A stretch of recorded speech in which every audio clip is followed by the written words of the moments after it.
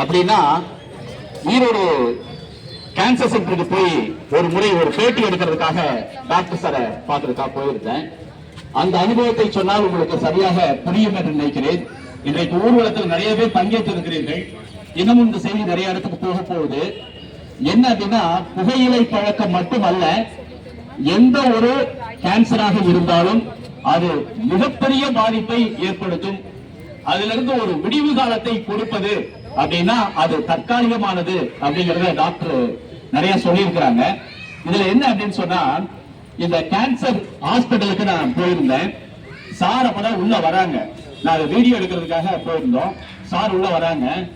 உள்ள வந்தா மற்ற டாக்டரை பார்த்து மரியாதை செலுத்துற பேஷண்ட்டை விட, நோயாளிகளை விட, இவர் வரும்போது ஏதோ வானத்திலிருந்து தெய்வம் இறங்கி வந்தா எப்படி கும்பிடுவோம் அப்படி 2 கையெடுத்து கும்பிடுறாங்க.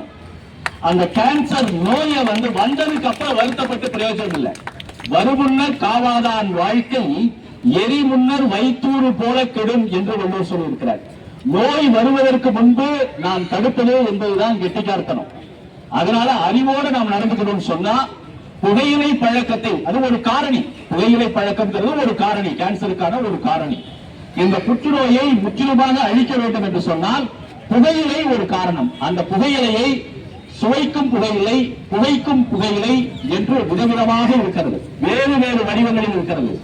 எந்த வடிவத்தில் இருந்தாலும் இந்த புகையிலையை நாம் பயன்படுத்தக்கூடாது என்ற உறுதி ஏற்றுக்கொள்ள வேண்டும்.